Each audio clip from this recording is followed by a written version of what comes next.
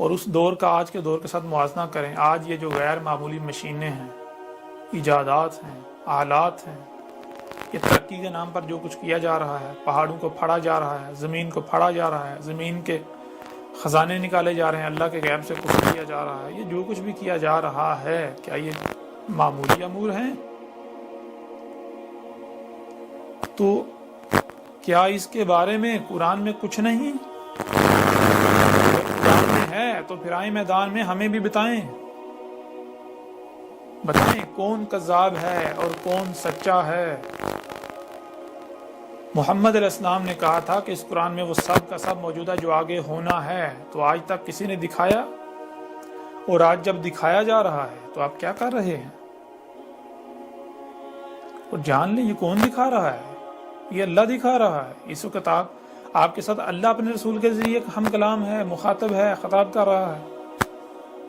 اور آج اگر اللہ آپ کے اوپر یہ حق کھول کر واضح کر رہا ہے تو یہ بغیر مقصد نہیں ہے، یہ بغیر حق نہیں ہے. ایسا نہیں ہے کہ حق کھول کر واضح کیا جائے گا، آپ دشمنی کریں گے تو ایسے ہی چھوڑ دیا جائے گا، یعنی کہ آپ غالب آ جائیں گے. نہیں، سوال ہی پیدا نہیں ہوتا. اس لیے بار بار کہا جا رہا ہے کہ وہ لوگ جو سنجیدہ ہیں، جو دنیا اور آخرت میں فلاح چاہتے ہیں، وہ یہ جھوٹے پراپوگنڈے کا شکار نہ ہوں. وہ تحقیق کریں، غور و فکر کریں، تحقیق کریں، اس کے بعد کوئی قدم اٹھائیں، ورنہ بعد میں سوائے پچھتاوے کہ ان کے پاس کچھ نہیں ہوگا.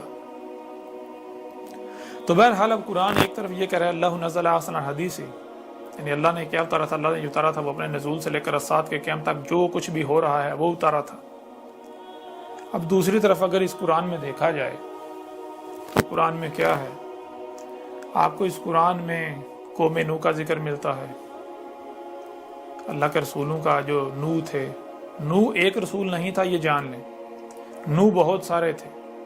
تفصیلات اس کتاب میں کھول کر واضح کر دی گئی.